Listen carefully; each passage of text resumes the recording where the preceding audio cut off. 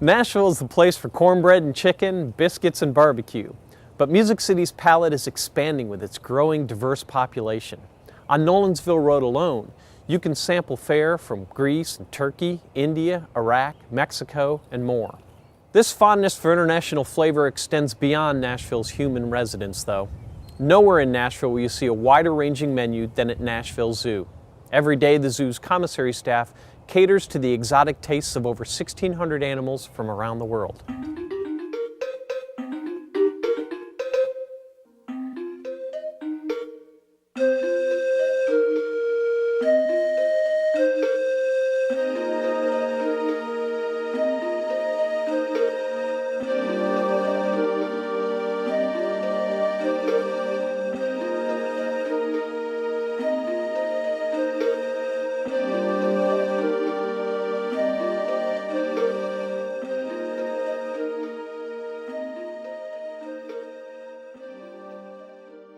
The Nashville Zoo spends over $800 a week on restaurant-quality produce such as kiwi, mangoes, apples, pears, and bananas.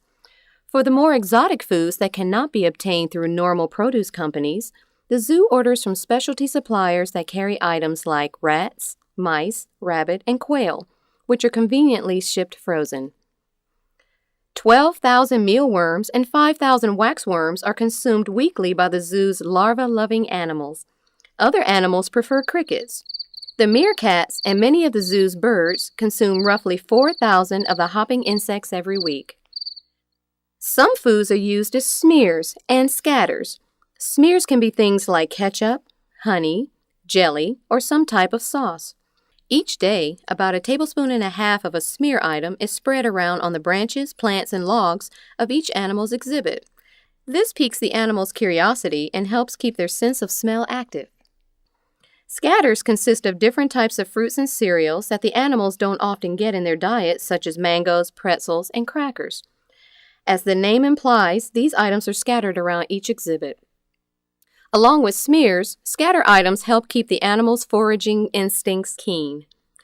The zoo's carnivores consume between 25 and 30 pounds of meat every day. In the commissary, Jeff prepares the morning meal for the African wild dogs.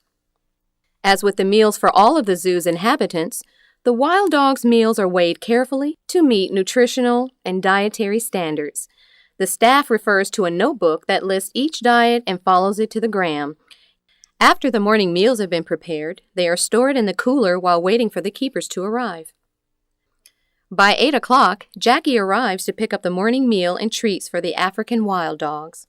So I'm putting the food out everywhere in the exhibit. Since we have 4 dogs, it's better if there are multiple piles so that everybody gets some. They do get fed 3 times a day, so we know everyone gets some. But this way, we ensure everyone has a fair chance at each meal. And this is their canine diet that they're getting. And then they'll come out and they'll run all over the place trying to find it. It's like an Easter egg hunt every day. They get 2 pounds each every day, so 8 pounds total throughout the day. Usually with their midday diet, we actually do dog training with them, working on some behaviors to make vet exams easier. And I think we have a ton of piles today, so the dogs should run around for quite a while. Okay, so now we just have to put out the ice treats, and then the dogs can come out. You guys ready for breakfast? Our pack of African wild dogs here at the Nashville Zoo consists of the mother, Whitetail, her 2 daughters, Heidi and Cleo, and then a dog that she raised as her own pup, and her name is Cruella. When we let them out on an exhibit and there's food out there, the public gets to see them run around and twitter, and it's just a really high-pitched noise, and sometimes people think that they're fighting. But if 2 dogs run to the same piece of meat and you hear a high-pitched sound, that's the twittering, and it's actually begging for the dog that has the meat to relinquish it to the dog that is doing the highest twittering. The white-cheeked gibbon diet includes primate biscuits, lettuce, and an assortment of fruits and vegetables. The fruits and vegetables are rotated daily to add some variety to their diet. This morning, Stephanie prepares mangoes and lettuce as part of their first meal. By 8 o'clock, the gibbons' morning meals are ready to go. Jessica, one of their keepers, arrives to pick them up. The gibbon exhibit is actually a man-made island. The surrounding moat serves as a natural barrier, ensuring the gibbons stay on their forested island. The backside of the island reveals their overnight quarters. Using treats prepared in the commissary, Jessica works with each gibbon in a training exercise. Can you turn around? Good girl. Tongue? This training is for the express purpose of improving the safety of the animals and the zoo staff. Hand? Repetitive training helps diminish stress and relax the animal when human handling is necessary. After training, Jessica changes the drinking water and distributes the morning meal around the island. And then we put our food out. We've got our leftover training treats that we can put out. And then we've got their enrichment today. Today is mango. Enrichment, they get 3 kinds of enrichment daily. In the morning, they'll get a special food item like the mango today. It's something not normally in their diet. And then they get a smear item. Today they'll get the honey. We put it on the trees, sometimes on the rocks. It kind of simulates the sap that they would get in the wild. And then they get a tactile item every day. Something for them to play with or manipulate inside. Can be anything from stuffed animals to PVC feeders to balls, hard plastic toys, lots of baby toys. Then we're gonna spread their diet all around the island. We've got mesh feeders in the trees. We put it on the rocks. Anywhere where they have to forage to get to it.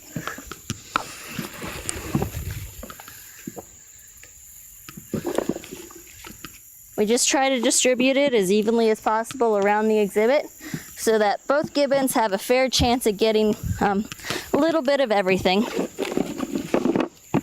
We'll also check for old food that they've left from the day before and pick up anything like that. We'll pick up sticks that have broken off the trees, look for anything that could become a hazard to them. And also check the perimeter, make sure there's not any branches overhanging the moat on either side of the moat so that they couldn't potentially swing off the island. This is just smearing some of the honey on the trees. Get it nice and inside the bark so they have to kind of dig it out a little bit.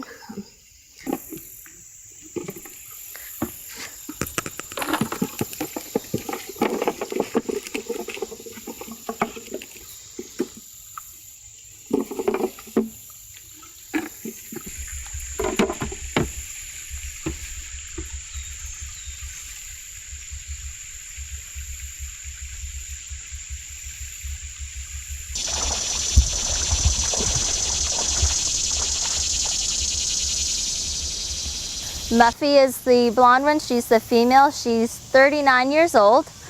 She's pretty old for a gibbon. Usually they'll live to be in about their mid-40s. And then we've got Henry the male, and he is 4 years old now. You can see him, he's a lot more visible usually running around on the ropes, swinging around, and like gibbons are known to do. As you saw, their diet consisted of a lot of fruits and vegetables. They are considered frugivores, so their main diet is fruits. And they also get a lot of leaves and greens, and then they get the little hard biscuits that I was laying around. They get 3 kinds. They get a leaf eater biscuit, a maintenance biscuit, and a browser biscuit. And they've all got different vitamins and minerals in them to supplement their diet, since our fruits and vegetables don't have the same qualities as what they would get in the wild. Like I said before, the moat is a natural barrier to them. In the wild, they won't cross a body of water unless there's significant branches that they can swing across without feeling like they might fall into the water. White-cheeked gibbons are found in Vietnam, Laos, that general area.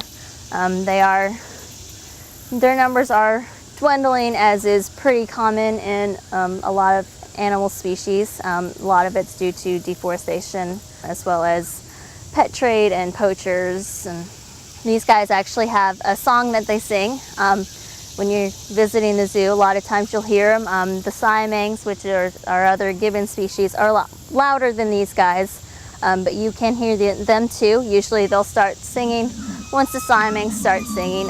They each have their own separate part of the song, so the males and females will never sing each other's parts. It is a territorial thing, as well as it being a pair bonding. So when you've got a mated pair, their song will actually become more in sync as the bond grows stronger.